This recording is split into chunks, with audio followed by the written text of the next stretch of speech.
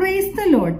God is love WhatsApp കൂട്ടായ്മയുടെ 60ാമത്തെ online ഫെലോഷിപ്പിലേക്ക് കടന്നു വന്നിട്ടുള്ള ലോകത്തിന്റെ വ്യത്യസ്ത ഭാഗങ്ങളിലുള്ള ദൈവദാസിദാസന്മാർ, ദൈവമക്കൾ, ഓൺലൈനിലൂടെ ഞങ്ങൾ ശ്രദ്ധിച്ചുകൊണ്ടിരിക്കുന്ന പ്രിയപ്പെട്ടവർ എല്ലാവർക്കും ക്രിസ്തുയേശുവിന്റെ നാമത്തിലുള്ള സ്നേഹവന്ദനത്തെ അറിയിക്കുന്നു. ഇന്നത്തെ നമ്മുടെ ക്ഷണം സ്വീകരിച്ച് നമ്മുടെ ദൈവനെ ശുശ്രൂഷയ്ക്കായി കടന്നു വന്നിട്ടുള്ളത് പാസ്റ്റർ അനിൽ മാത്യു എബ്രഹാം ആണ്. പ്രിയ ദേവദാസിനെ ഓർത്ത് ഞാൻ ദൈവത്തെ സ്തുതിക്കുന്നു. പ്രിയ ദേവദാസിന്റെ സ്വദേശം എരുമേലി കോട്ടയമാണ്. ഇപ്പോൾ ജിദ്ദയിൽ ജോലിയോടൊപ്പം തന്നെ കർത്താവിന്റെ രാജ്യത്തിന് വേണ്ടി കർത്താവ് അതിശക്തമായി പ്രിയ ദേവദാസിനെ ഉപയോഗിച്ചുകൊണ്ടിരിക്കുന്ന ഓർത്ത് ഞാൻ ദൈവത്തെ സ്തുതിക്കുന്നു. കാർമേൽ പെന്തക്കോസ്റ്റൽ ചർച്ച് ജിദ്ദ എന്നറിയപ്പെടുന്ന ദൈവസഭയുടെ ശുശ്രൂഷകനാണ്. ICPF എന്നറിയപ്പെടുന്ന അനുഗ്രഹിക്കപ്പെട്ട പ്രവർത്തനത്തിന്റെ കോർഡിനേറ്റർ കൂടിയാണ് പ്രിയ ദേവദാസൻ. ഞങ്ങളുടെ എളിയ ക്ഷണം സ്വീകരിച്ച് വന്നതിൽ ഒത്തിരി സന്തോഷമുണ്ട്. ഗോഡ് ഈസ് ലവ് വാട്സ്ആപ്പ് കൂട്ടായ്മയുടെ പേരിലുള്ള സ്നേഹവും നന്ദിയും അറിയിക്കുന്നു. ഇന്നത്തെ ദൈവവചന ശുശ്രൂഷ സൂം പ്ലാറ്റ്ഫോമിലൂടെ ശ്രദ്ധിക്കുന്ന പ്രിയപ്പെട്ടവർക്കും ഓൺലൈനിലൂടെ ശ്രദ്ധിക്കുന്ന പ്രിയപ്പെട്ടവർക്കും ഒരുപോലെ അനുഗ്രഹമായി തീരട്ടെ എന്ന് പ്രാർത്ഥിച്ചുകൊണ്ട് പ്രിയ ദേവദാസിനെ ദൈവന്റെ ശുശ്രൂഷയ്ക്കായി ക്ഷണിച്ചുകൊള്ളുന്നു.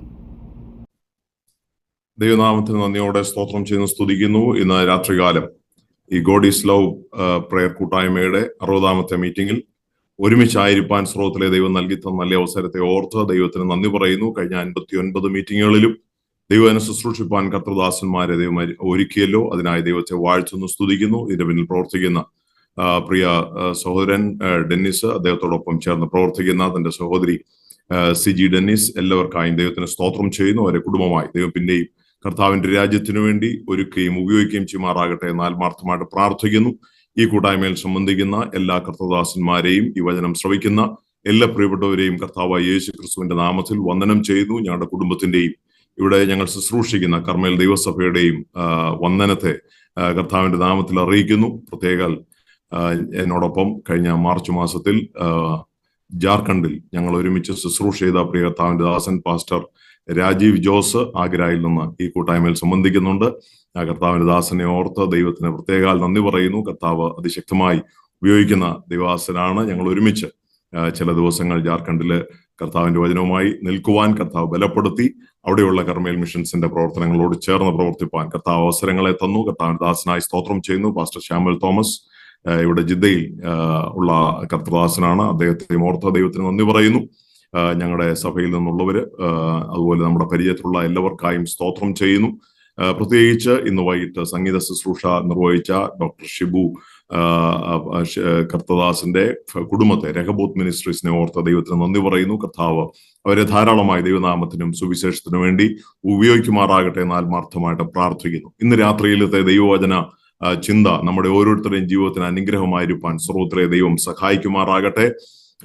തുടർന്ന് നൽകിയിരിക്കുന്ന അനുവദിക്കപ്പെട്ടിരിക്കുന്ന ആ സമയത്തിന്റെ ഉള്ളിൽ ദൈവവചനം ശുശ്രൂഷിച്ച് കർത്താവിന്റെ സന്നിധിയിലായിരിക്കാൻ ഞാൻ ആഗ്രഹിക്കുന്നു.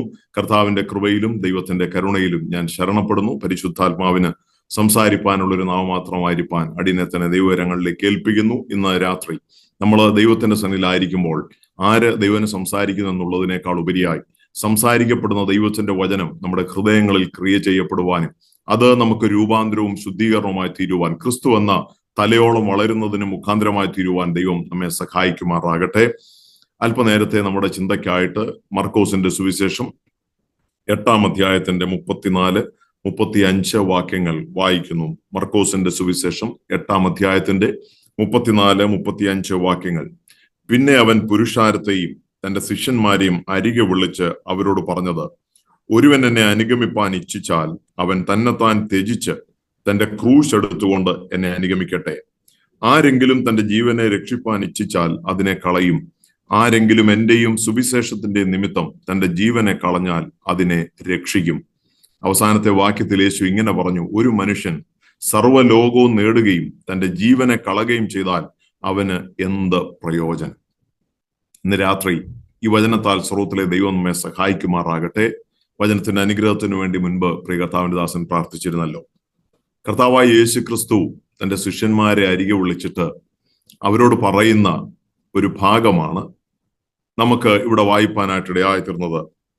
അവൻ പുരുഷാരത്തെയും തന്റെ ശിഷ്യന്മാരെയും അരികെ വിളിച്ച് അവരോട് പറഞ്ഞത്. അപ്പൊ ഇത് ശിഷ്യന്മാരോട് മാത്രമായി പ്രസ്താവിച്ചൊരു വചനമല്ല, തന്നെ അനുഗമിച്ച പുരുഷാരത്തോട് യേശു സംസാരിച്ച വചനമാണ്. യേശു പറയുന്നു, ഒരുവൻ എന്നെ അനുഗമിപ്പാൻ ഇച്ഛിച്ചാൽ അവൻ എന്ത് ചെയ്യണം? അവൻ തന്നെത്താൻ ത്യജിച്ച് തന്റെ ക്രൂശ് എടുത്തുകൊണ്ട് എന്നെ അനുഗമിക്കട്ടെ. തന്നെ അനുഗമിക്കാൻ വിളിക്കപ്പെട്ടവർ ശിഷ്യത്വത്തിലേക്കാണ് യേശു വിളിച്ചത്. നമ്മെ ഓരോരുത്തരെയും കർത്താവ് വിളിക്കുന്ന നമുക്ക് എല്ലാവർക്കും വിശ്വാസികളായിട്ടിരിക്കാൻ വലിയ ഇഷ്ടമാണ്. വിശ്വാസികളായിട്ടിരുന്നാൽ വലിയ പരിക്കില്ലാതെ പോകാം. വിശ്വാസികൾ കർത്താവിനെ വിശ്വസിക്കുന്നു. നമ്മെ പോലെ രക്ഷിക്കപ്പെടാത്ത ആളുകളും ദൈവത്തിൽ വിശ്വസിക്കുന്നു. യേശു ദൈവമാണെന്ന് വിശ്വസിക്കുന്നവരുണ്ട്. സാത്താൻ പോലും വിശ്വസിക്കുകയും വിറയ്ക്കുകയും ചെയ്യുന്നുണ്ട്. എന്നാൽ നമുക്കൊക്കെ വിശ്വാസികളായി ഇരുന്ന് നമ്മുടെ ക്രിസ്തീയ ജീവിതം മുന്നോട്ട് പോകാനായിട്ടാണ് പലപ്പോഴും സന്തോഷമുള്ളത്. ഇന്ന് രാത്രി ദൈവത്തിന്റെ ആത്മാവിന് നമ്മളോട് പറയാനായിട്ടുള്ളത്, ക്രിസ്തുവിന്റെ ശിഷ്യത്വത്തിലേക്കാണ് അവൻ എന്നെയും നിങ്ങളെയും വിളിപ്പാനായിട്ട് ഇടയായിത്തീർന്നത്.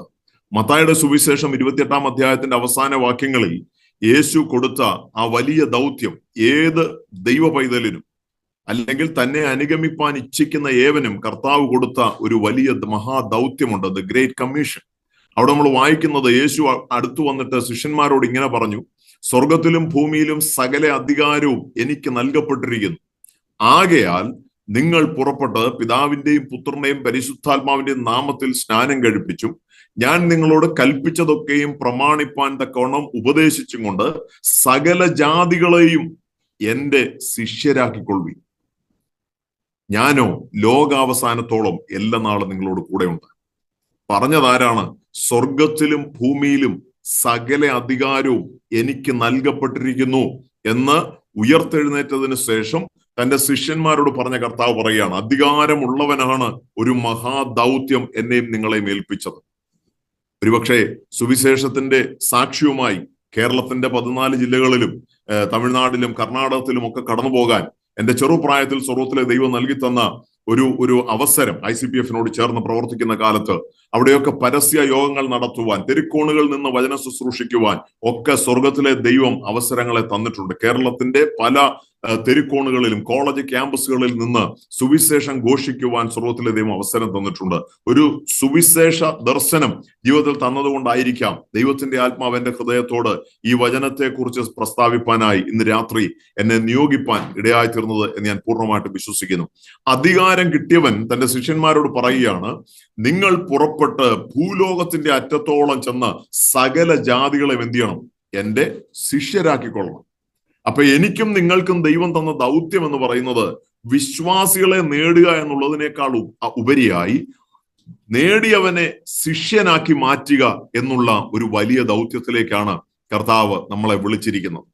നമ്മുടെ ആത്മീയ ശുശ്രൂഷയും നമ്മുടെ വചനധ്യാനവും നമ്മുടെ കൂട്ടായ്മകളും നമ്മോടൊപ്പം ആരാധിക്കുന്നവരെ ക്രിസ്തുവിന്റെ ശിഷ്യനാക്കി മാറ്റുന്ന ഒരനുഭവത്തിലേക്ക് കൊണ്ടെത്തിക്കുന്നതായി മാറണം. എന്ന് വെച്ചാൽ ശിഷ്യൻ ഗുരുവിനെ പോലെ ആയിത്തീരണം. ഞാൻ പലപ്പോഴും ഞങ്ങളുടെ സഭയിലും മറ്റും പറയുന്ന ഒരു ഉദാഹരണമുണ്ട്. ഈ ടിബറ്റൻ പ്രദേശങ്ങളിലും മറ്റും കടന്നു ചെന്നാൽ അവിടെ സന്യാസ സമൂഹങ്ങളുണ്ട്. അപ്പോ പ്രസിദ്ധനായ ഗുരുവിന്റെ പിന്നാലെ അനുഗമിക്കുന്ന ശിഷ്യന്മാരെ കണ്ടാൽ നമുക്കവരെ തിരിച്ചറിയാൻ പോലും കഴിയില്ല. അവരെ എല്ലാവരെയും കണ്ടാൽ ഏകദേശം ഒരുപോലെ ഇരിക്കും. അവരുടെ വസ്ത്രധാരണം, അവരുടെ ആഹാര രീതി, അവരുടെ സംസാരം, അവരുടെ ഇടപാടുകൾ എല്ലാം അവരുടെ ഗുരു എന്ത് ചെയ്യുന്നോ അത് കണ്ടു പഠിച്ച് ചെയ്യുന്ന ശിഷ്യന്മാർ. അവരെയൊക്കെ ഏകദേശം ഒരുപോലെ ഇരിക്കും. ഒരുപക്ഷെ ഞാൻ വിചാരിക്കുന്നു യൂദ യേശുവിനെ കാണിച്ചു കൊടുക്കുമ്പോൾ പരീശന്മാരോട് പറഞ്ഞത്, യഹൂദന്മാരോട് പറഞ്ഞത് ഇപ്രകാരമാണ്, ഞാൻ ആരെ ചുംബിക്കുന്നുവോ അവനാണ് ക്രിസ്തു. 3.5 വർഷം യേശുവിനോടൊപ്പം നടന്നു കഴിഞ്ഞപ്പോൾ ശിഷ്യന്മാരുടെ രൂപവും അവരുടെ ആഹാര രീതികളും അവരുടെ വസ്ത്രധാരണങ്ങളും അവരുടെ ശരീരഭാഷയും ഒക്കെ ഒരുപക്ഷെ യേശുവിനെ പോലെ ആയി മാറിയിട്ടുണ്ടാവാം.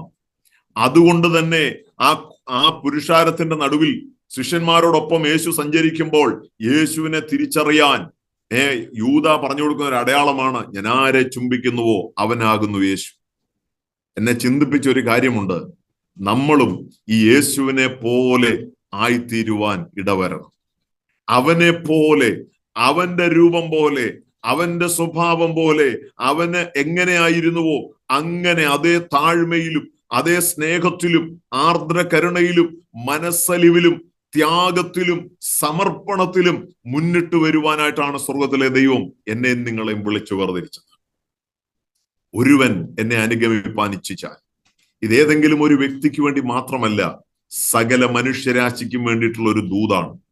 അതിന്റെ ഇംഗ്ലീഷിൽ എങ്ങനെയാണ്? If any man would follow me. ആരെങ്കിലും. അപ്പൊ ഇതെല്ലാവർക്കുമുള്ള ഒരു വിളിയാണ്, യേശുവിന്റെ ശിഷ്യനാകുവാനായിട്ട്. പക്ഷേ ഈ ശിഷ്യനാകണമെങ്കിൽ വില കൊടുത്തെങ്കിലേ മതിയാകത്തുള്ളൂ. ആ വിലയാണ് യേശു അവിടെ പറയാനായിട്ട് ഇടയായിത്തീരുന്നത്. ഒരുവൻ എന്നെ അനുഗമിപ്പാൻ ഇച്ഛിച്ചാൽ അവൻ തന്റെ ക്രൂശ് എടുത്ത് തന്നെത്താൻ ത്യജിച്ച് എന്നെ അനുഗമിക്കണം. ഇന്ന് രാത്രി എന്നെ കേൾക്കുന്ന പ്രിയ ദൈവമക്കളെ, നമ്മൾ ഒരു വസ്തു വാങ്ങാൻ, അല്ലെങ്കിൽ നമ്മൾ ഏതെങ്കിലും ഒരു വസ്തു വാങ്ങിക്കുവാൻ ആഗ്രഹിക്കുമ്പോൾ ആദ്യം പോയി അതിന്റെ വിലയാണ് അന്വേഷിക്കുന്നത്. അതുകൊണ്ടാണ് കർത്താവായ യേശു ക്രിസ്തു ലൂക്കോസിന്റെ സുവിശേഷം 14-ാം അധ്യായത്തിൽ നമുക്ക് കാണുവാനായിട്ട് കഴിയുന്നത്, അതിന്റെ 25 മുതൽ താഴോട്ടുള്ള വാക്യങ്ങൾ വായിക്കുമ്പോൾ നമുക്ക് ഇങ്ങനെ വായിപ്പാൻ കഴിയുന്നുണ്ട്. ഏറിയ പുരുഷാരം അവനോടുകൂടെ പോകുമ്പോൾ അവൻ തിരിഞ്ഞ് അവരോട് പറഞ്ഞത്, എന്റെ അടുക്കൽ വരികയും അപ്പനെയും അമ്മയെയും ഭാര്യയും മക്കളെയും സഹോദരന്മാരെയും സഹോദരികളെയും സ്വന്തം ജീവനെയും കൂടെ പകയ്ക്കാതിരിക്കുകയും ചെയ്യുന്നവന് എന്റെ ശിഷ്യനായിരിക്കാൻ കഴിയുകയില്ല. അടുത്ത വാക്യത്തിൽ പറയുന്നു, തന്റെ ക്രൂശ് എടുത്തുകൊണ്ട് എന്റെ പിന്നാലെ വരാത്തവനും എന്റെ ശിഷ്യനായിരിക്കാൻ കഴിയുകയില്ല. 28 മുതലുള്ള വാക്യങ്ങൾ വളരെ ശ്രദ്ധേയമാണ്. നിങ്ങളിൽ ആരെങ്കിലും ഒരു ഗോപുരം പണിവാൻ ഇച്ഛിച്ചാൽ ആദ്യം ഇരുന്ന് അത് തീർപ്പാൻ വകയുണ്ടോ എന്ന് കണക്ക് നോക്കുന്നില്ലയോ? അല്ലെങ്കിൽ അടിസ്ഥാനമിട്ട ശേഷം തീർപ്പാൻ വകയില്ല എന്ന് വന്നേക്കാം. കാണുന്നവരെല്ലാം ഈ മനുഷ്യൻ പണിവാൻ തുടങ്ങി, തീർപ്പാനോ വകയില്ല എന്ന് പരിഹസിക്കുമല്ലോ. കർത്താവ് പറയുകയാണ്, ഗോപുരം പണിയാൻ ഇച്ഛിക്കുന്നവൻ ആദ്യം ഇരുന്ന് അതിന്റെ ഒരു എസ്റ്റിമേറ്റ് ഉണ്ടാക്കും. വീട് പണിയുന്ന നമ്മളിൽ പലരും വീട് പണിതിട്ടുള്ളവരാണ്, പണിതുകൊണ്ടിരിക്കുന്നവരാണ്, പണിയാൻ ആഗ്രഹമുള്ളവരാണ്. അല്ലെങ്കിൽ നല്ല ഒരു പ്ലാൻ ഉണ്ടാക്കി അതിന് എത്ര വില അല്ലെങ്കിൽ എത്ര ചെലവാകുമെന്ന് എസ്റ്റിമേറ്റ് ഉണ്ടാക്കുന്നവരാണ്. അതിനുശേഷം അതിനുള്ള പണം എവിടെ നിന്ന് സമ്പാദിക്കാം, അല്ലെ എങ്ങനെ ഒരുക്കാം എന്ന് ചിന്തിക്കുന്നവരാണ്. കർത്താവായ യേശു ക്രിസ്തു പറയുകയാണ്, ശിഷ്യനാകാൻ യേശുവിന്റെ പിന്നാലെ ഇറങ്ങി പുറപ്പെട്ടെങ്കിൽ കൊടുക്കേണ്ടുന്ന വിലയുടെ വലിപ്പം എന്താണെന്നുള്ളത് വളരെ കൃത്യമായി നമ്മൾ മനസ്സിലാക്കിയിരിക്കണം. യേശു പറയുകയാണ്, തന്നെത്താൻ ത്യജിക്കണം, സ്വന്തം ഇഷ്ടങ്ങൾ മാറ്റിവെക്കാൻ കഴിയണം ക്രിസ്തുവിന് വേണ്ടി.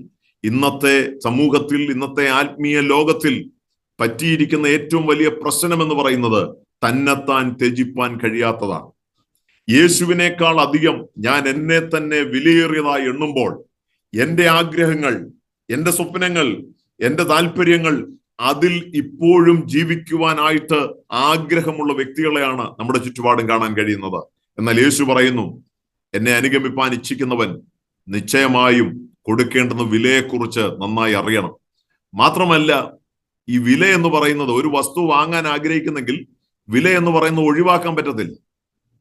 ആ വില കൊടുത്തെങ്കിലേ മതിയാകുകയുള്ളൂ. നമുക്ക് സ്വന്തമായി തീരണമെങ്കിൽ നാം വില കൊടുത്തു തന്നെ വാങ്ങണം. ക്രിസ്തുവിന്റെ ശിഷ്യനാകാൻ ആഗ്രഹിക്കുന്നെങ്കിൽ ഈ വില കൊടുക്കാൻ നാം ഒരുക്കമുള്ളവരായിരിക്കണം. പക്ഷെ ഒരു കാര്യമുണ്ട്, വില തീരുമാനിക്കുന്നത് ആരാണ്?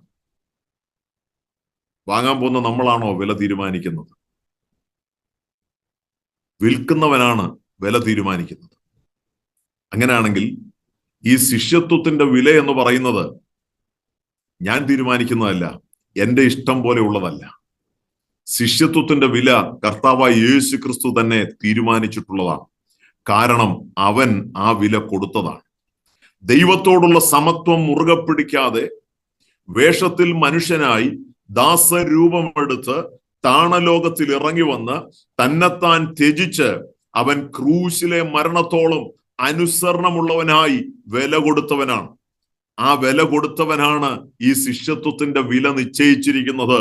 ആ വില എന്താണെന്ന് ചോദിച്ചാൽ തന്നെത്താൻ ത്യജിപ്പാനായിട്ട് കഴിയണം. നമ്മെ തന്നെ ത്യജിച്ചിട്ട് ക്രിസ്തുവിന്റെ പിന്നാലെ യാത്ര ചെയ്യുമ്പോൾ യേശു പറയുകയാണ്, നീ എന്നെ അനുഗമിച്ചാൽ ഞാൻ നിന്നെ മനുഷ്യരെ പിടിക്കുന്നവനാണ്. ഒരുപക്ഷെ ലോക സാമ്രാജ്യങ്ങൾ കീഴടക്കുവാൻ നമുക്ക് കഴിഞ്ഞില്ലെങ്കിലും ആളുകൾ നമ്മെക്കുറിച്ച് പറയാൻ ഇടവരും, ഭൂമിയെ കീഴ്മേൽ മറിക്കുന്നവർ ഇവിടെയും വന്നുപോകും. ഇന്നത്തെ ആത്മീയ ലോകത്തിന് പറ്റിയ ക്ഷീണം, ഇന്നത്തെ ആത്മീയ ലോകത്തിൽ സംഭവിച്ചു പോയ കുറവെന്താണെന്നറിയുമോ? ഈ വില കൊടുക്കാൻ മനസ്സില്ലാത്തത് കൊണ്ട് പലപ്പോഴും പലയിടങ്ങളിലും പരിഹാസ വിഷയങ്ങളായി മാറ്റപ്പെടുന്ന ഒരു സമൂഹത്തെയാണ് നമ്മൾ കാണുന്നത്. എന്നാൽ വില കൊടുത്താൽ നിശ്ചയമായും ഇന്നും കർത്താവിന് വേണ്ടി വില കൊടുക്കുന്നവർക്ക് വേണ്ടി പ്രവർത്തിക്കുന്ന കർത്താവിന്റെ സാന്നിധ്യം നമ്മുടെ ജീവിതത്തിൽ അവൻ നൽകി തരുവാൻ വിശ്വസ്തനാണ്. മാത്രമല്ല യേശു പറയുകയാണ്, ഗോതമ്പ് മണി നിലത്ത് വീണ് ചാകുന്നില്ല എങ്കിൽ അത് തനിയെയിരിക്കും, ചത്തുവെങ്കിലോ വളരെ ഫലം കായ്ക്കും. യോഹന്നാന്റെ സുവിശേഷം 12-ാം അധ്യായത്തിന്റെ 24-25 വാക്യങ്ങളിലാണ് കർത്താവ് ആ ഭാഗം പറഞ്ഞിരിക്കുന്നത്. ഗോതമ്പ് മണി നിലത്ത് വീണ് ചാവണം. നമ്മൾ ഒരു നല്ല നിലത്ത് വീണു, ആത്മീയ അനുഭവം ദൈവം നമ്മുടെ ജീവിതത്തിൽ തന്നു, നല്ലൊരു ദൈവസഭയിൽ, നല്ലൊരു ആത്മീയ കൂട്ടായ്മയിൽ സ്വർഗത്തിലെ ദൈവം നമ്മളെ കൂട്ടിവരുത്തി. പക്ഷേ അവിടെ നാം വീണിട്ട് ചത്തിട്ടുണ്ടോ? അതോ നമ്മൾ വീണതുപോലെ ഇരിക്കുകയാണ്? യേശു പറയുകയാണ്, ഗോതമ്പ് മണി നിലത്ത് വീണ് ചാകുന്നില്ല എങ്കിൽ അത് തനിയെ ഇരിക്കുന്നു, ചത്തുവെങ്കിലോ വളരെ ഫലം കായ്ക്കുന്നു. നമ്മുടെ സ്വന്തം ഇഷ്ടത്തെ ത്യജിക്കുവാൻ, നമുക്ക് സന്തോഷം തരുന്നതിനെയൊക്കെ ഒന്ന് മാറ്റിവെക്കുവാൻ, ക്രിസ്തുവിന് വേണ്ടി മാറ്റിവെക്കുവാൻ നാം നമ്മെ തന്നെ ഒരുക്കുമ്പോൾ നമുക്ക് ക്രിസ്തുവിന്റെ ശിഷ്യനായി മാറുവാൻ കഴിയും. യേശുവിനെ പോലെ ആകുവാൻ സ്വർഗത്തിലെ ദൈവം നിശ്ചയമായും എന്നെയും നിങ്ങളെയും ബലപ്പെടുത്തും. വില വെച്ചവൻ വില കൊടുത്തവനാണ്.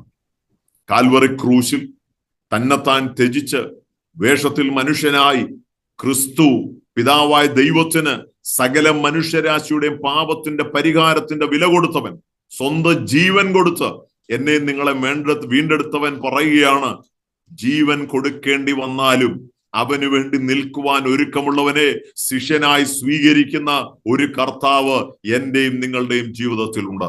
അവനാണ് എന്നെ നിങ്ങളെ ശിഷ്യനാകുവാൻ വിളിച്ചു വേർതിരിച്ചത്, ശിഷ്യനായി തീരുവാനായിട്ട്. എന്തുകൊണ്ടാണ് യഹൂദന്മാർക്ക് യേശുവിനെ ഇഷ്ടപ്പെടാതെ പോയത്? അവര് പ്രതീക്ഷിച്ചിരുന്നത് ഒരു പൊളിറ്റിക്കൽ മശിഹായായിരുന്നു. റോമ സാമ്രാജ്യത്തിന്റെ അടിമത്തത്തിൽ നിന്ന് അവരെ വിടുവിപ്പാൻ കഴിയുന്ന ഒരു മശിഹായാണ് അവർ പ്രതീക്ഷിച്ചത്, ഒരു രാജാവിനെയാണ് അവർ പ്രതീക്ഷിച്ചത്. എന്നാൽ യേശു വന്നിട്ട് താഴ്മയെക്കുറിച്ച് പറയുന്നു, സ്വയത്യാഗത്തെക്കുറിച്ച് പറയുന്നു, എളിമയെക്കുറിച്ച് പറയുന്നു.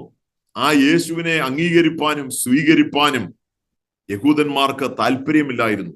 കാരണം അവർക്ക് അധികാരങ്ങൾ വേണമായിരുന്നു, അവർക്ക് സ്വാധീനമുണ്ടാകണമായിരുന്നു. ഇന്ന് രാത്രി എന്നെ കേൾക്കുന്ന പ്രിയ ദൈവമക്കളെ, നമ്മുടെ ജീവിതത്തിൽ ഒരുപക്ഷെ സ്വാധീനത്തിനും അധികാരത്തിനും വേണ്ടിയിട്ടല്ല, പിന്നെയോ ക്രിസ്തുവിന്റെ ദാസത്വം നമ്മുടെ സ്വന്തം അവകാശമായി സ്വീകരിപ്പാൻ കഴിയുമെങ്കിൽ ഏതു മനുഷ്യനെയും ക്രിസ്തുവിൽ തികഞ്ഞവനാക്കി നിർത്തുവാൻ കഴിയുന്ന ദൈവത്തിന്റെ സ്നേഹം എന്റെയും നിങ്ങളുടെയും ജീവിതത്തിലൂടെ മറ്റുള്ളവരിലേക്ക് ഒഴുകുവാനായിട്ടിടയായിത്തീരും. ഒരുവൻ ക്രിസ്തുവിന്റെ ശിഷ്യനായി തീർന്നാൽ അവന് ലഭിക്കുന്ന ചില പദവികളുണ്ട് എന്ന് നമ്മൾ മറന്നു പോകരുത്. യേശു 12 ശിഷ്യന്മാരെ തെരഞ്ഞെടുത്തു. അവർ യേശുവിനോടൊപ്പം സഞ്ചരിച്ചു. അവരുടെ ജീവിതത്തിന്റെ സകല ആവശ്യങ്ങളെ കുറിച്ചും കരുതിയത് കർത്താവായ യേശു ക്രിസ്തുവാണ്.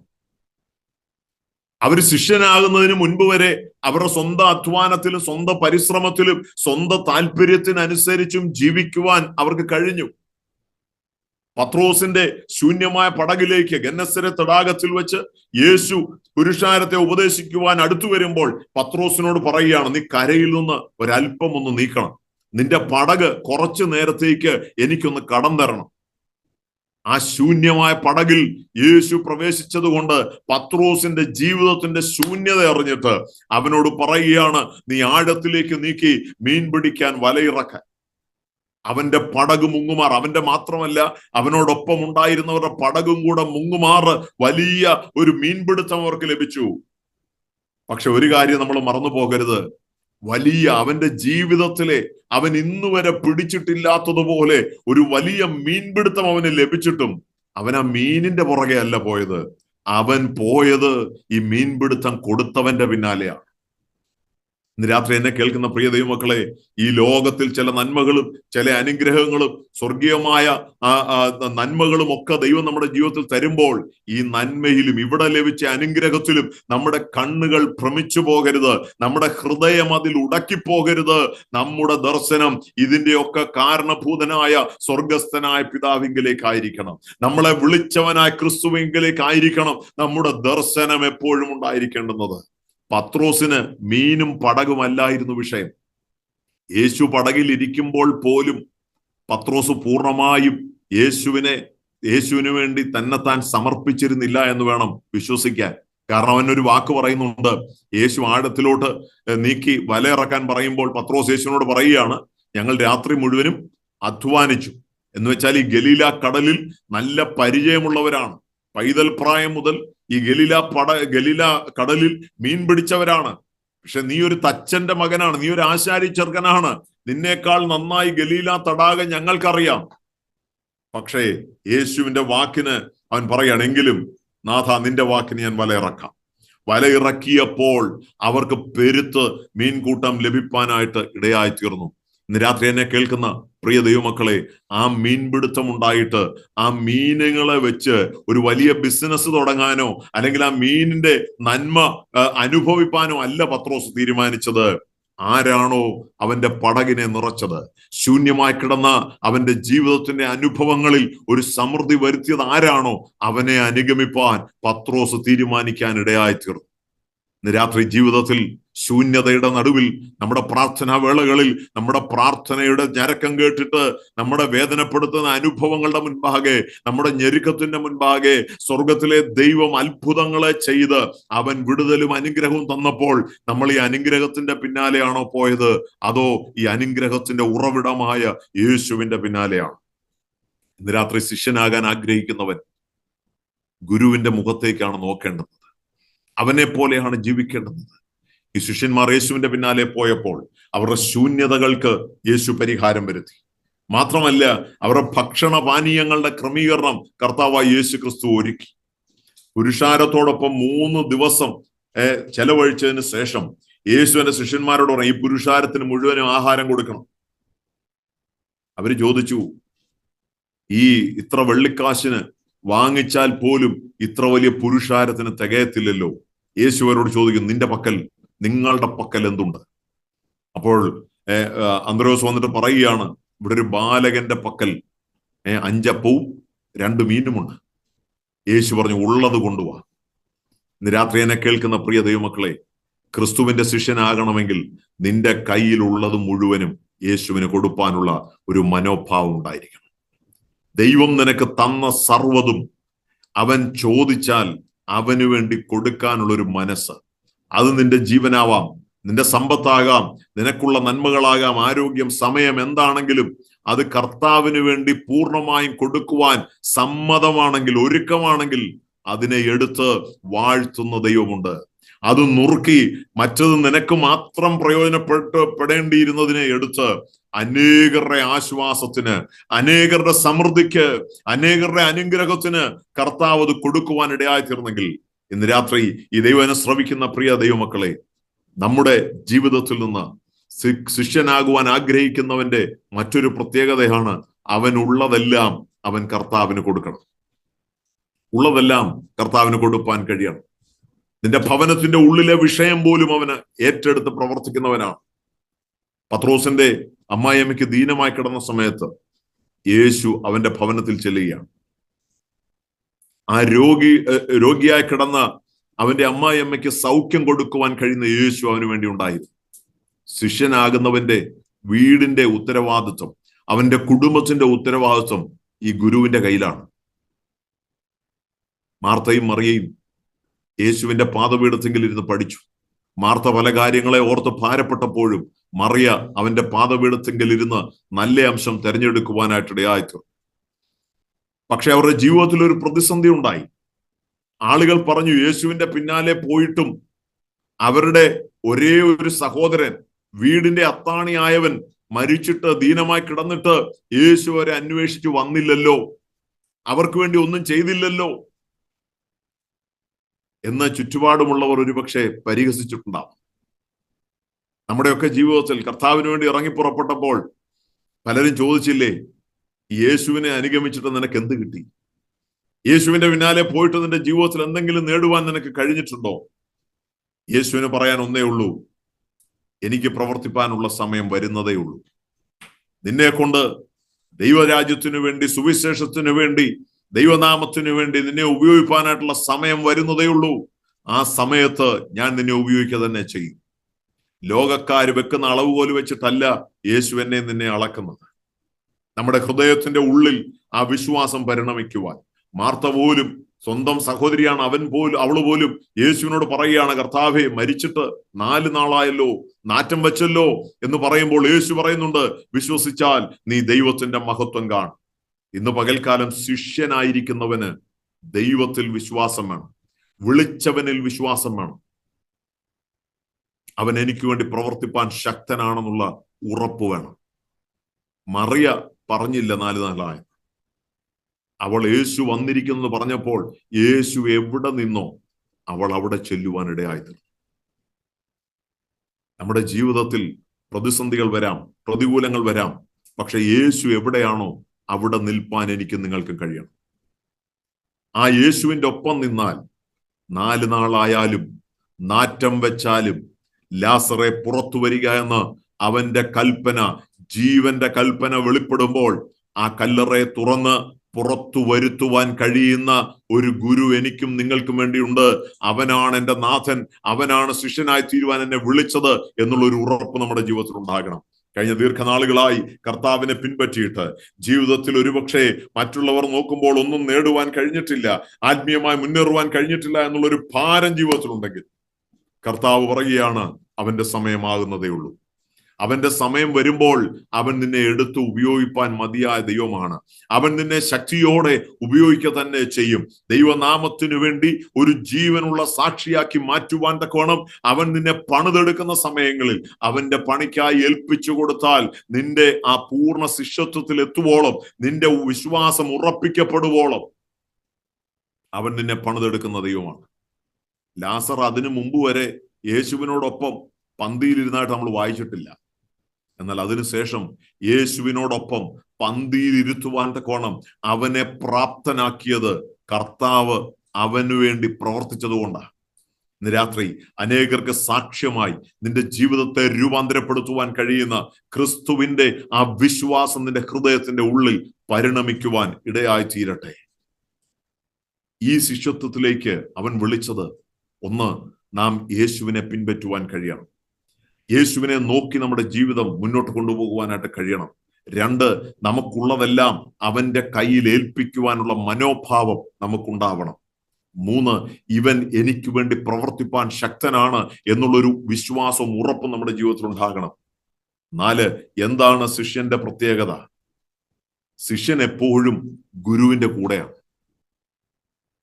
ഗുരു എവിടെ ഇരിക്കുന്നോ അവിടെ ശിഷ്യനുമുണ്ട്. അങ്ങനെ ഇരുന്നെങ്കിൽ മാത്രമേ പത്രോസിനും യാക്കോബിനും യോഹന്നാനും കിട്ടിയ പദവി നമ്മുടെ ജീവിതത്തിൽ ലഭിക്കാൻ കഴിയത്തുള്ളൂ. 12 ശിഷ്യന്മാരുണ്ടായിരുന്നെങ്കിലും മറുരൂപ മലയിൽ വെച്ച് യേശുവിന്റെ തേജസ്കരണം സംഭവിക്കുമ്പോൾ അവനോടൊപ്പം ആ മലയിൽ ഉണ്ടായിരുന്നവർക്ക് മാത്രമാണ് യേശുവിന്റെ തേജസ്കരണം കാണുവാൻ കഴിഞ്ഞത്. ഗുരുവിനെ വിട്ടുപിരിയാതെ അവനോടൊപ്പം നിൽക്കുവാൻ നാം നമ്മെ തന്നെ ഏൽപ്പിച്ചു കൊടുക്കുമ്പോൾ, ഒന്ന് ആലോചിച്ച് നോക്കിയേ, ജീവിതത്തിൽ പല കാര്യങ്ങൾക്കകത്ത്, പല വിഷയങ്ങൾക്കകത്ത് ഇടപെടുവാൻ നമുക്ക് സാഹചര്യമുണ്ട്. പക്ഷെ ഗുരു എവിടെ ഇരിക്കുന്നോ അവിടെ ഇരിപ്പാൻ, ഗുരു നിൽക്കുന്നിടത്ത് നിൽക്കുവാൻ, ഗുരുവിനോടൊപ്പം അവന്റെ സാന്നിധ്യത്തിൽ നിന്ന് ഒട്ടും വിട്ടുമാറാതെ അവനോടൊപ്പം നിൽക്കുവാൻ ഏൽപ്പിച്ചു കൊടുക്കുന്നതാണ് ഒരു ശിഷ്യന്റെ ഉത്തരവാദിത്വം. അപ്പോഴാണ് നമുക്ക് പറയാൻ കഴിയും, 91 സങ്കീർത്തനത്തിൽ സങ്കീർത്തനകാരൻ പറയുന്നത് പോലെ, അത്യുന്നതന്റെ മറവിൽ വസിക്കുകയും സർവശക്തന്റെ നിഴലിൻ കീഴിൽ പാർക്കുകയും ചെയ്യുന്നവൻ യഹോവയെ കുറിച്ച് അവൻ എന്റെ സങ്കേതവും കോട്ടയും, ഞാൻ ആശ്രയിക്കേണ്ട ദൈവവും എന്ന് പറയുന്നു. ഞാൻ പലപ്പോഴും പറയാറുണ്ട്, ഈ നിഴലിൻ കീഴിൽ വസിക്കണമെങ്കിൽ നമ്മൾ എവിടെ ചെല്ലണം? അവന്റെ കാൽ ചുവട്ടിൽ ചെല്ലണം. നിഴല് സൂര്യന്റെ ഭ്രമണപഥത്തിനനുസരിച്ച് നിഴല് മാറി മാറി മാറിപ്പോകും. ആ നിഴലിനൊപ്പം നിൽക്കണമെങ്കിൽ അവന്റെ കാൽ ചുവട്ടിൽ നമ്മൾ എത്തിയിരിക്കണം. ഇന്ന് രാത്രി എന്നെ കേൾക്കുന്ന പ്രിയ ദൈവമക്കളെ, നിഴലിന് നീളം കൂടിയേക്കാം, നിഴലിന്റെ ഡയറക്ഷൻ മാറിയേക്കാം, പക്ഷെ നീ കാൽ ചുവട്ടിലാണെങ്കിൽ നീ ആ നിഴലിൻ കീഴിൽ തന്നെ ആയിരിക്കും. ഇന്ന് രാത്രി എന്നെ കേൾക്കുന്ന പ്രിയ ദൈവമക്കളെ, ആ ദൈവത്തിന്റെ കാൽ ചുവട്ടിൽ നിന്ന് മാറിപ്പോകാതെ, ഗുരുവിന്റെ സാന്നിധ്യത്തിൽ നിന്ന് മാറിപ്പോകാതെ അവനെ തന്നെ നോക്കി യാത്ര ചെയ്യാൻ നമ്മെ തന്നെ ഏൽപ്പിച്ചു കൊടുക്കുമ്പോൾ അവന്റെ അനുഗ്രഹങ്ങളും നന്മകളും അഭിഷേകവും നമ്മുടെ മേൽ പകരപ്പെടുവാൻ ഇടയായി. ഏലിയാവിന്റെയും ഏലിശയുടെയും ജീവിത ചരിത്രത്തിലേക്ക് ഒന്ന് തിരിഞ്ഞു നോക്കിക്കേ. ഏലിശയ്ക്ക് ഒറ്റ ആഗ്രഹമേ ഉള്ളൂ, നിന്റെ ആത്മാവിന്റെ ഇരട്ടി പങ്ക് എനിക്ക് വേണം. ഒരു നല്ല ഗുരുശിഷ്യ ബന്ധമാണ് നമുക്കവിടെ കാണുവാനായിട്ട് കഴിയുന്നത്. ഒരു നല്ല ശിഷ്യന്റെ ലക്ഷണമാണ് ഏലിശയുടെ ജീവിതം നമുക്ക് കാണുവാനായിട്ട് കഴിയുന്നത്.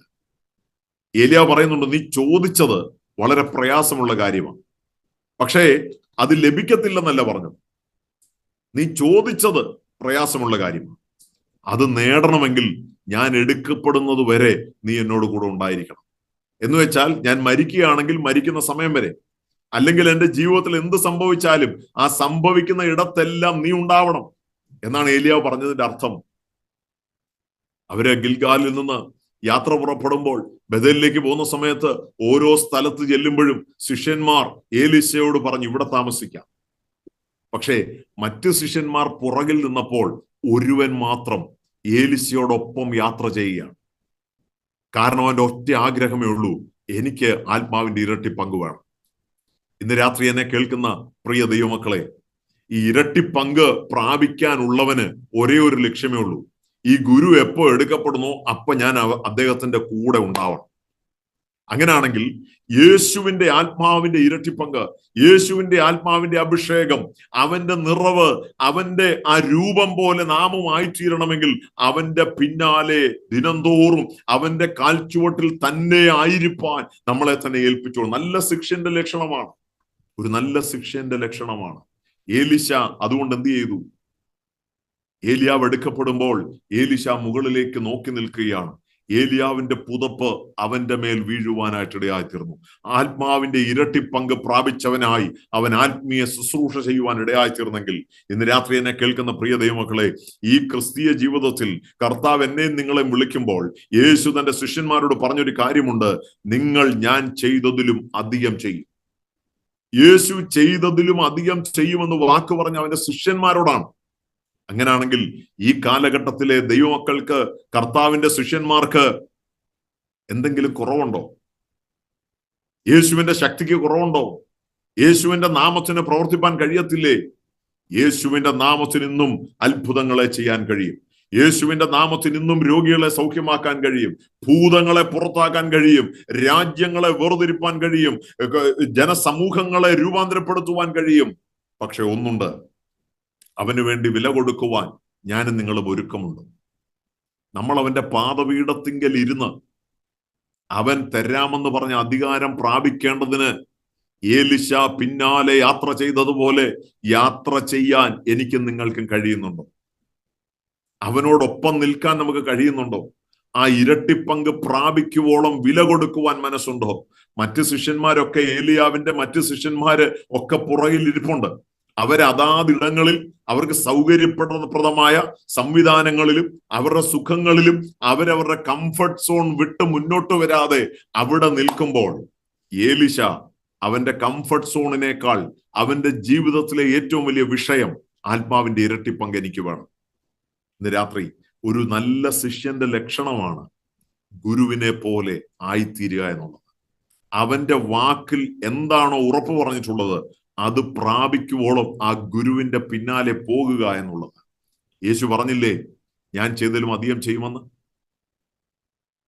അവൻ ചെയ്തതിലും അധികം ചെയ്യണമെങ്കിൽ അതിനുള്ള അഭിഷേകം എൻ്റെ നിങ്ങളുടെ ജീവിതത്തിൽ പ്രാപിപ്പാൻ കഴിഞ്ഞിട്ടുണ്ട്. അവൻ പറയുന്നു, അവസാനത്തോളം കർത്താവ് വരുവോളം കൂടെ ഇരിപ്പാൻ ഒരു കാര്യസ്ഥനെ അയക്കാമെന്ന് പറഞ്ഞു. കാര്യസ്ഥനെ അവൻ പെന്തക്കോസ്താ നാളിൽ തന്റെ ശിഷ്യന്മാരുടെ മേൽ പകർന്നു. ആ കാര്യസ്ഥൻ ഇന്നും നമ്മുടെ ഇടയിലുണ്ട്. ആ കാര്യസ്ഥൻ ദൈവത്തിന്റെ പരിശുദ്ധാത്മാവാണ്. അവന്റെ പ്രവൃത്തി നമ്മുടെ ജീവിതത്തിൽ വെളിപ്പെടേണ്ടതിന് ഏൽപ്പിച്ചു കൊടുത്തിട്ടുണ്ട്. ആ ഇരട്ടി പങ്ക് പ്രാപിക്കുവോളം അവന്റെ പിന്നാലെ പോകാൻ. മറ്റൊന്ന്, ഈ ശിഷ്യത്വത്തിന്റെ വേറൊരു ലക്ഷണമാണ് അനുസരണം എന്നുള്ളത്. യേശു ശിഷ്യന്മാരോട് എവിടെയൊക്കെ പോകാൻ പറഞ്ഞു അവരവിടെ എല്ലാം പോയി. ഈരണ്ടായിട്ട് അയച്ചു. അവര് പോയി. പോകുന്ന വഴിയിൽ പൊക്കണം എടുക്കരുത്, മറ്റൊന്നും കരുതരുതെന്ന് പറഞ്ഞപ്പോൾ അവര് യേശു എന്തു പറഞ്ഞോ അത് തന്നെ ചെയ്തു. അങ്ങനെ ചെയ്തപ്പോൾ അവര് മടങ്ങി വന്ന് ഗുരുവിന് കൊടുക്കുന്ന റിപ്പോർട്ടുണ്ട്. ഞങ്ങൾ പോയിടത്ത് അത്ഭുതങ്ങൾ സംഭവിച്ചു, ഭൂതങ്ങൾ വിട്ടുമാറി, രോഗികൾ സൗഖ്യമായി. യേശുവിന്റെ വചനം അനുസരിച്ചാണ് ഞാനും നിങ്ങളും ഇറങ്ങിപ്പോയി ശുശ്രൂഷ ചെയ്യുന്നതെങ്കിൽ, പൂർണ്ണ അനുസരണത്തോടെ അവൻ എന്ത് കൽപ്പിച്ചോ അങ്ങനെ തന്നെ, ഹൃദയത്തിന്റെ ഉള്ളിൽ നല്ല നിശ്ചയത്തോടെ, ഇംഗ്ലീഷിൽ ഒരു വാക്കുണ്ട് ഗുഡ് ഇന്റന്റ്, നല്ല ഒരു ഉദ്ദേശത്തോടെ, എന്റെ വ്യക്തിപരമായ മാഹാത്മ്യത്തെക്കാൾ ഉപരി, എന്റെ നാമം ഉയർത്തപ്പെടുന്നതിനേക്കാൾ ഉപരി എന്നെ കാണുന്നവർ എന്നിൽ മറഞ്ഞിരിക്കുന്ന അല്ലെങ്കിൽ എന്നിൽ വെളിപ്പെട്ട് നിൽക്കുന്ന ക്രിസ്തുവിനെ കാണണം എന്നുള്ള അതേ മനോഭാവത്തോടെ, എന്റെ മുഖത്തേക്ക് നോക്കുമ്പോൾ എന്റെ ഗുരുവിനെ വേണം ആളുകൾ കാണാൻ എന്നുള്ളൊരു മനോഭാവത്തോടെ നമ്മൾ കർത്താവിന്റെ വേല ചെയ്താൽ നിശ്ചയമായും അവന്റെ നാമം ഉയർത്തപ്പെടുവാനിടയായിട്ട്, അവന്റെ വാക്ക് അനുസരിച്ചാൽ, അവന്റെ വചനം അനുസരിച്ചാൽ ഔവണ്ണം തന്നെ പ്രവർത്തിപ്പാൻ കഴിയുന്ന ദൈവത്തിന്റെ പ്രവൃത്തി നിശ്ചയമായും നമ്മുടെ ജീവിതത്തിൽ വെളിപ്പെടുക തന്നെ ചെയ്യും. അതുകൊണ്ടാണ് പൗലോസ് അപ്പോസ്തലൻ പറയുന്നത് എഫേസ്യ ലേഖനത്തിൽ, നിങ്ങളും ക്രിസ്തുവിന്റെ അനുകാരികളായിരിക്കും. 5-ാം അധ്യായം 1-2 വാക്യങ്ങളിലാണ് അവിടെ നമുക്ക് കാണുവാനായിട്ട് കഴിയുന്ന ക്രിസ്തുവിന്റെ അനുകാരിയായി തീരുവാൻ, യേശു എന്ത് ചെയ്തോ അതുപോലെ തന്നെ ചെയ്യുവാൻ. ഫിലിപ്പിയ ലേഖനം 2:6 യേശുവിന്റെ ദാസ്യത്വത്തെ കുറിച്ച്, ദൈവത്തോടുള്ള സമത്വം മുറുകെ പിടിക്കാതെ താണലോകത്തിലേക്ക് ഇറങ്ങി വന്ന യേശുവിന്റെ അനുസരണത്തെ കുറിച്ച് നമുക്ക് വായിപ്പാൻ കഴിയുന്നുണ്ട്. അതേ അനുസരണം പിതാവിന്റെ ഹിതം ചെയ്യേണ്ടതിന് ഗത്സമനയിൽ യേശു പിതാവായ ദൈവത്തോട് പറയുകയാണ്, കഴിയുമെങ്കിൽ ഈ പാനപാത്രം എങ്കിൽ നിന്ന് നീക്കണം, എങ്കിലും എന്റെ ഹിതമല്ല നിന്റെ ഇഷ്ടം പോലെ എനിക്ക് ഭവിക്കട്ടെ. രാത്രി ഗുരു എന്തിനു വേണ്ടിയിട്ടാണ് വിളിച്ചത്? ഗുരു എന്തിനു വേണ്ടിയിട്ടാണ് വിളിച്ചത്? ആ വിളിക്കൊത്തവണ്ണം ജീവിപ്പാൻ ഏൽപ്പിച്ചു കൊടുക്കാൻ പറ്റൂ.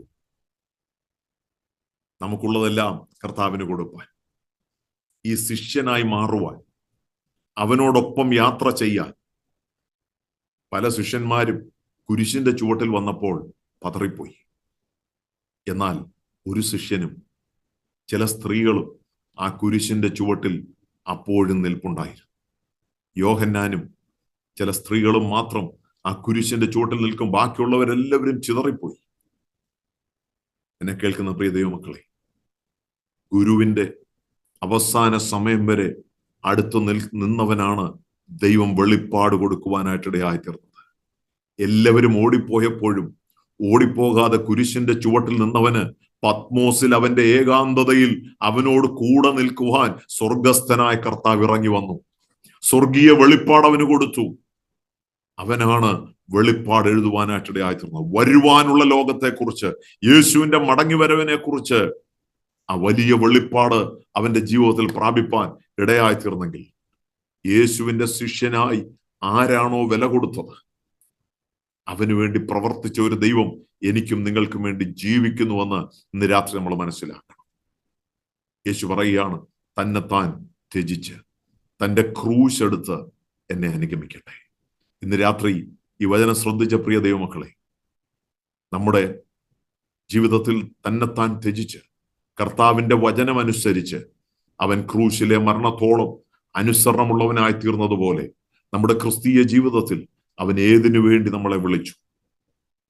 യേശുവിനെ പോലെ ആയിത്തീരുവാൻ. ആ യേശുവിനെ പോലെ ആയിത്തീരണമെങ്കിൽ അവനോടൊപ്പം നമ്മൾ സഞ്ചരിക്കണം. അവന്റെ പാദപീഠത്തെങ്കിൽ ദിനംതോറും ആയിരിക്കാൻ നമുക്ക് കഴിയണം. അവനോടൊപ്പം വസിപ്പാൻ നമുക്ക് കഴിയണം. നമ്മുടെ ജീവിതം അവന്റെ കയ്യിൽ ഏൽപ്പിച്ചു കൊടുക്കുവാൻ ഉള്ള സമർപ്പണം നമുക്കുണ്ടാകണം. നമുക്കുള്ളതെല്ലാം അവന്റെ പക്കൽ ഏൽപ്പിക്കാൻ നമുക്ക് കഴിയണം. വില നിശ്ചയിച്ചവൻ, അവൻ നിശ്ചയിച്ച വില കൊടുത്തെങ്കിലേ അവൻ നമുക്ക് നമ്മുടെ ജീവിതത്തിൽ പ്രാപിപ്പാൻ കഴിയൂ. ജീവനാണെങ്കിൽ ജീവൻ കൊടുത്ത് യേശുവിനെ അനുഗമിപ്പാൻ, ഏലിശയെ പോലെ ആ ഇരട്ടിപ്പങ്ക് പ്രാപിക്കുവോളം അവനെ അനുഗമിച്ച് അവന്റെ പാദപീഠത്തെങ്കിൽ ഇരുപ്പാൻ നമ്മളെ തന്നെ ദൈവകരങ്ങളിലേക്ക് ഒന്ന് സമർപ്പിക്കാം. ഇന്ന് രാത്രി ഈ ദൈവത്തിന് മുൻപാകെ നമ്മെ തന്നെ ഏൽപ്പിച്ചു കൊടുക്കാം. യേശുവിന്റെ ശിഷ്യത്വത്തിന്റെ പൂർണ്ണതയിലേക്ക് എത്തുവാൻ, ആ ഗുരുവിനെ പോലെ ആയിത്തീരുവാൻ നമ്മുടെ സ്വഭാവം, നമ്മുടെ ചിന്ത, നമ്മുടെ വാക്കുകൾ, നമ്മുടെ സംസാരം, നമ്മുടെ ഇടപാടുകൾ, നമ്മുടെ മനോഭാവം, ക്രിസ്തുവിന്റെ താഴ്മ നമ്മുടെ ജീവിതത്തിൽ ഉണ്ടാകട്ടെ. ക്രിസ്തുവിന്റെ സമർപ്പണം നമ്മുടെ ജീവിതത്തിൽ ഉണ്ടാകട്ടെ. ക്രിസ്തുവിന്റെ അനുസരണം നമ്മുടെ ജീവിതത്തിൽ ഉണ്ടാകട്ടെ. ക്രിസ്തുവിന്റെ ത്യാഗം നമ്മുടെ ജീവിതത്തിൽ ഉണ്ടാകട്ടെ. ഇന്ന് രാത്രി നമ്മളെ തന്നെ ദൈവകരങ്ങളിലേക്ക് ഒന്ന് സമ്പൂർണ്ണമായിട്ട് സമർപ്പിക്കാം. അവൻ ഈ ശിഷ്യത്വത്തിലേക്കാണ് നമ്മളെ വിളിച്ചിട്ടുണ്ടെങ്കിൽ എൻ്റെ നിങ്ങളുടെ ഉത്തരവാദിത്വം ഗുരുവിന്റെ കയ്യിലാണ്. നമ്മുടെ ജീവിതത്തിന്റെ ഉത്തരവാദിത്വം അവന്റെ കയ്യിലാണ്. ഏൽപ്പിച്ചു കൊടുക്കുന്നവനെ മാനിക്കുന്ന ദൈവമുണ്ട്. ആ ദൈവകരങ്ങളിലേക്ക് ഇന്ന് രാത്രി നമ്മളെ തന്നെ ഒന്ന് സമ്പൂർണ്ണമായിട്ട് സമർപ്പിക്കാം. ഇത്രത്തോളം സമയം അനുവദിച്ചു തന്ന പ്രിയ ഈ ഗോഡ് ഈസ് ലവ് പ്രെയർ മിനിസ്ട്രിയോടുള്ള ഹൃദയം നിറഞ്ഞ നന്ദി അറിയിക്കുന്നതിന് പിന്നിൽ അധ്വാനിക്കുന്ന പ്രിയ ബ്രദർ ഡെനിസിനെയും അദ്ദേഹത്തിന്റെ കുടുംബത്തെയും ദൈവം അനുഗ്രഹിക്കുകയും സഹായിക്കുകയും ചെയ്യട്ടെ. സിസ്റ്റർ സിജിയെയും ദൈവം അതിനായി അധികമായി ഉപയോഗിക്കട്ടെ എന്ന് ആത്മാർത്ഥമായിട്ട് പ്രാർത്ഥിക്കുന്നു. നിങ്ങളുടെ പ്രവർത്തനങ്ങൾ ഏറ്റവും അനുഗ്രഹമായി തീരുവാനും അനേകരിലേക്ക് സുവിശേഷം എത്തിക്കുവാൻ ദൈവം നിങ്ങളെ ആക്കുന്ന സ്ഥാനങ്ങളിൽ കർത്താവിന്റെ വിശ്വസ്തരായി പ്രയോജനപ്പെടുവാൻ ദൈവം നിങ്ങളെ കുടുംബമായി ഉപയോഗിക്കട്ടെ എന്ന് ആത്മാർത്ഥമായിട്ട് പ്രാർത്ഥിക്കുകയും തുടർന്നും ഞങ്ങളുടെ പ്രാർത്ഥനയിൽ നിങ്ങളെ കൂടെ ഓർക്കാം എന്ന് പറഞ്ഞുകൊണ്ട് ദൈവസന്നിധിയിൽ ഇരിക്കുന്നു. കർത്താവ് എല്ലാവരെയും സഹായിക്കുകയും അനുഗ്രഹിക്കുകയും ചെയ്യുമാറാകട്ടെ. ആമേൻ.